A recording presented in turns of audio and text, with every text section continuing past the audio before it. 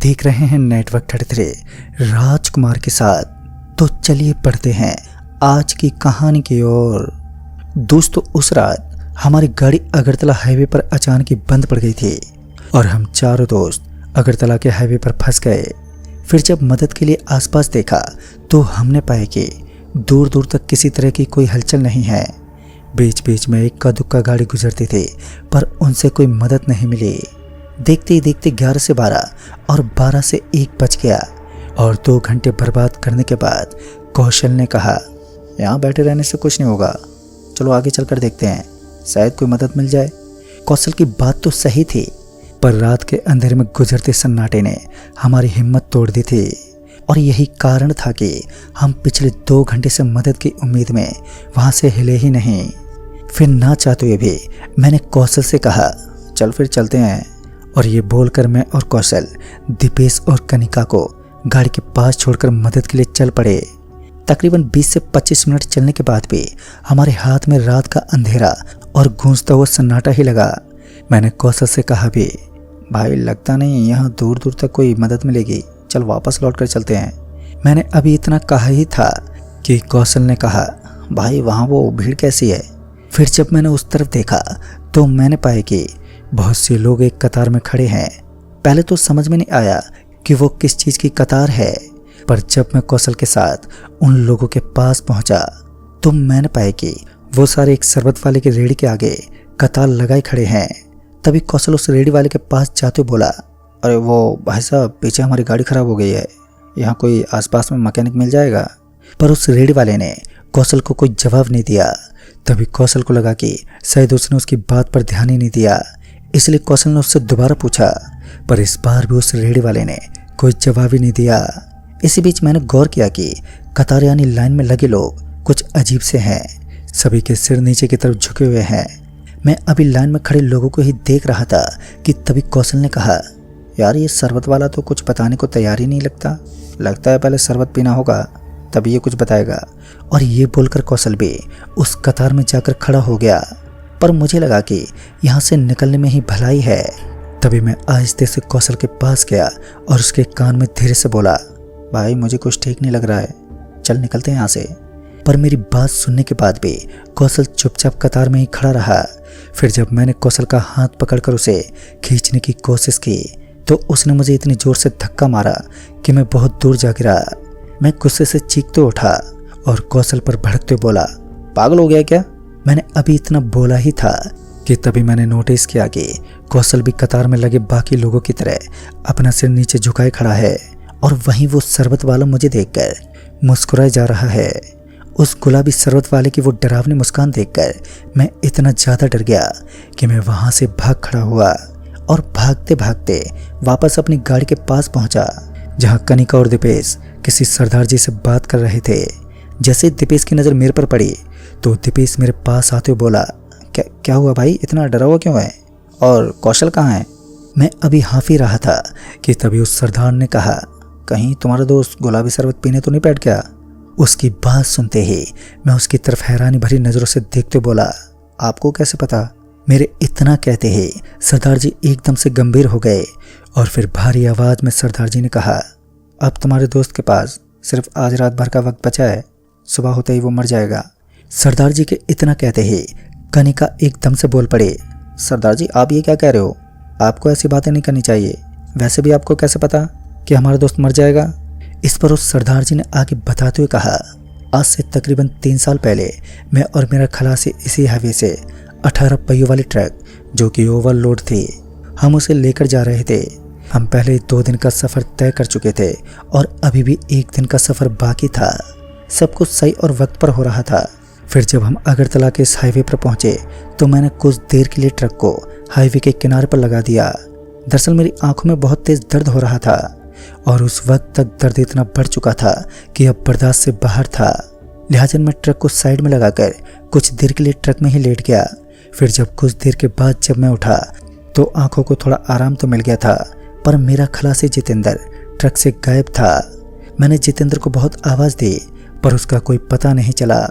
मैंने ट्रक का हॉर्न भी बजाया ताकि ट्रक का हॉर्न सुनकर वो लौट आए, पर जितेंद्र लौटा नहीं। अब ट्रक में बैठे बैठे मुझे 15 मिनट बीत चुके थे और अब मुझे थोड़ी चिंता होने लगी थी। फिर जब मैंने ट्रक से उतरकर हाईवे पर उसे ढूंढने निकला तो कुछ दूर जाने के बाद मुझे एक मोटा आदमी आता हुआ दिखा। फिर जब वो मेरे करीब आया तो उसका चेहरा देखकर मैं हैरान हो गया। दरअसल वो मोटा आदमी कोई और नहीं बल्कि मेरा खलासी जितेंद्र था, पर उसका पेट इतना फूल चुका था कि उसके शर्ट के बटन भी बस टूटने के कगार पर थे। मैं अभी उसकी बदली हुई हालत को देख ही रहा था कि तभी जितेंद्र रोते हुए बोला, उस्ताद मुझे बचा लो, मेरा पेट अपने आप ही बड़ा होता जा रहा है, मेरा पेट फट जाएगा। फिर जब मैंने पूछा कि आखिर तेरा पेट अपने आप ही कैसे फूलने लगा तो इस पर जितेंद्र ने बताया कि उस्ताद, जब आप ट्रक में लेटे थे तो मैं कुछ देर के लिए ट्रक से उतरकर बाहर की तरफ टहलने लगा।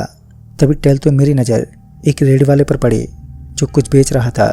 मुझे लगा समोसा पकौड़ी वाला है, तो ये सोचकर जब मैं उस रेडी वाले के पास पहुंचा तो मैंने पाया कि वो समोसा कचौड़ी तो नहीं पर गुलाबी शरबत बेच रहा है। और फिर जब मैंने वो गुलाबी शरबत पीकर उस शरबत वाले से पूछा कि कितने पैसे हुए तो वो पेट को देखकर अजीब ढंग से मुस्कुराने लगा। फिर जब मैंने अपनी पेट की तरफ देखा तो मुझे लगा कि मेरा पेट पहले से थोड़ा बड़ा हो गया है। इससे पहले मैं कुछ समझ पाता कि वो शरबत वाला वहाँ से जाने लगा और मेरे लाख पूछने पर भी उसने कुछ नहीं बताया कि मेरे साथ क्या किया है उसने। जितेंद्र की बात सुनकर मुझे भी समझ में नहीं आ रहा था कि इस मुसीबत से कैसे निकले। तभी मुझे दयाल काका का ख्याल आया जो तंत्र मंत्र के अच्छे जानकार थे। मैंने फौरन ही उनको फ़ोन लगाया और जितेंद्र के साथ घटी सारी बातें बता दी। सारी बात सुनने के बाद दयाल काका ने पूछा, आसपास में तुम्हें कोई चलता हुआ लाल तारा दिखाई दे रहा है? फिर जब दयाल काका के कहने पर जब मैंने ऊपर आसमान की तरफ देखा तो मुझे एक लाल तारा दिखा जो ठीक जितेंद्र के सिर के सीध में था। मेरे हाँ कहते ही दयाल काका ने जितेंद्र से बात कराने को कहा। फिर जब जितेंद्र ने काका से बात की तो उसका चेहरा एकदम से उतर गया। उसने फ़ोन मुझे थमाते हुए कहा, उस्ताद तुम जाओ और मेरे पीछे मत आना। ये बोलकर जितेंद्र रोता हुआ वहाँ से भागने लगा। मैंने उसे बहुत आवाज़ दी और रोकने की कोशिश भी की पर वो नहीं रुका। इस बीच जब मैंने फिर से आसमान की तरफ देखा तो मैंने पाया कि वो लाल तारा जितेंद्र के साथ साथ जा रहा था।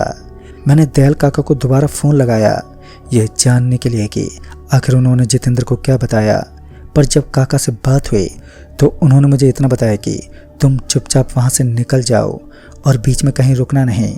फिर उस रोज के बाद से जितेंद्र कभी भी घर नहीं लौटा। अभी सरदार जी अपने खलासी की ये सब बातें बता ही रहे थे कि तभी पीछे से हमें कौशल की चीखने की आवाज़ सुनाई पड़ी। फिर जब हमने पीछे पलटकर देखा तो हम सब की आंखें फटी की फटी रह गईं। दरअसल कौशल का भी पेट किसी गुब्बारे की तरह फूला हुआ था, यहाँ तक कि उसकी टी शर्ट भी अब फट चुकी थी। अभी मैं कौशल के फूले पेट को ही देख रहा था कि सरदार जी ने आसमान की तरफ इशारा करते हुए कहा, देखो वो लाल तारा। सरदार जी के कहते ही जब हमने आसमान में देखा तो सच में एक लाल तारा कौशल के सीध में नजर आया। तभी कौशल रोते बिलखते बोला, देखो ना भाई मुझे क्या हो गया है, जब से मैंने वो गुलाबी शरबत पी है मेरा पेट फूलता ही जा रहा है, कुछ करो नहीं तो मेरा पेट फट जाएगा। कौशल की वो दर्दनाक हालत देखकर मेरे साथ दीपेश और कनिका की आंखें भी अब भर आई थी, पर हम चाहकर भी कुछ नहीं कर सकते थे। अब जो थोड़ी उम्मीद बची थी वो सरदार जी से थी। तभी हम सरदार जी की तरफ उम्मीद भरी नज़रों से देखने लगे। सरदार जी भी समझ गए कि हम उनसे उम्मीद कर बैठे हैं। उन्होंने अपना फ़ोन निकाला और दयाल काका को कॉल किया, पर उनका कॉल उस वक्त लगा नहीं। वहीं कौशल का पेट अब देखते ही देखते और भी बड़ा हो गया। सरदार जी ने कौशल को कहा, बेटा ये जो तुम्हारे सर के ऊपर आसमान में लाल तारा है तुम्हें इसके साथ साथ जाना है। हम लोग तुम्हारे पीछे रहेंगे और तुमको बताते रहेंगे कि क्या करना है। और फिर जैसे आगे बढ़ना शुरू हुआ जितेंद्र उस लाल तारे के पीछे पीछे जाने लगा और हम भी उसके पीछे पीछे जा ही रहे थे, पर हमने 100 से 200 कदम की दूरी बनाए रखी थी। वहीं सरदार जी अभी भी अपने दयाल काका को कॉल लगाने की कोशिश कर रहे थे, पर अब उनका फ़ोन बार बार नॉट रीचेबल आ रहा था। फिर तकरीबन आधे घंटे से ऊपर बीत जाने के बाद अब कौशल का पेट इतना ज़्यादा बड़ा हो गया था कि उससे अब चला भी नहीं जा रहा था। और आखिरकार कौशल ने दर्द के आगे घुटने टेक दिए और वो वहीं हाईवे पर लेट गया। फिर हम भी कुछ दूरी पर खड़े हो गए। हमारा दोस्त दर्द से छटपटाया जा रहा था, पर हम सारे ही लाचार और बेबस थे। तभी सरदार जी का कॉल लग गया और उनकी दयाल काका से बात हो गई। सरदार जी ने फ़ोन रखते हुए चिल्लाते हुए हमें कौशल को छोड़कर भागने को कहा, पर हम ऐसा कैसे कर सकते थे। पर जब सरदार जी ने आगे कहा कि अभी वो लाल तारा नीचे गिरने वाला है और उसके गिरते ही कौशल को इस दर्द से मुक्ति मिल जाएगी, लेकिन हम में से कोई भी यहाँ पर रहा तो 300 सालों तक एक फूले हुए पेट के साथ हमें जीना होगा। अब हम सब ने इतना कुछ देख लिया था कि सरदार जी की बात मानने के अलावा हमारे पास कोई दूसरा चारा भी नहीं था। सरदार जी के वहाँ से भागते ही हम भी कौशल को वहीं अकेला छोड़कर वहाँ से भागने लगे। हमें वहाँ से भागता देख कौशल भी समझ चुका था कि अब कोई उम्मीद नहीं बची है। भागते हम सारे ही रो रहे थे। वो पल हमारी जिंदगी का सबसे बुरा पल था। हमें इतनी हिम्मत भी नहीं थी कि हम पीछे पलट कर देख लें। भागते जब हम सरदार जी के ट्रक के पास पहुंचे तो सरदार जी ने हमें ट्रक में बैठने को कहा। फिर हमारे बैठते ही सरदार जी ने ट्रक फुल स्पीड में वहां से भगाई। अभी हम 5 से 7 किलोमीटर आए ही थे कि तभी अचानक से पूरा आसमान एकदम से लाल हो गया। आसमान के लाल होते ही हमारे शरीर में एक अजीब सी कंपन महसूस हुई। हम सारे ट्रक में चुपचाप बैठे रहे और फिर कुछ घंटों के बाद सुबह भी हो गई। हम भी अब अगरतला के उस हाईवे से काफ़ी दूर आ चुके थे और सरदार जी की मदद के चलते हम तो बच गए, पर अपना एक दोस्त खो बैठे। फिर इस हादसे के तकरीबन 3 महीने बाद कनिका को उस गुलाबी शरबत वाले के बारे में थोड़ी जानकारी हाथ लगी। तभी कनिका ने बताया कि बहुत पहले एक अज्ञात आदिवासियों का समूह हुआ करता था जो एक दूसरे दुनिया के भगवान को मानते थे, जिसे वो अवोरा कहते थे, जो आसमान से आते थे। उस आदिवासी समूह का मुखिया एक मुख्य जरिया था उस दूसरी दुनिया के भगवान से संपर्क बनाए रखने के लिए। वो एक ऐसा गुलाबी तरल बनाता था जिसे किसी इंसान को पिलाया जाता और उसे पीने के बाद वो तरल उस आदमी के पेट में तेजी से बढ़ने लगता, जो कि उस दूसरी दुनिया के भगवान के लिए प्रसाद के रूप में चढ़ाया जाता था। फिर वक्त के साथ वो अज्ञात आदिवासियों का समूह रहस्य ही बना रहा, पर ऐसी घटनाएं आज भी यहाँ दूर दराज के इलाके में होती रहती हैं। तो दोस्तों, इस कहानी में बस इतना ही। तब तक के लिए बाय एंड टेक केयर।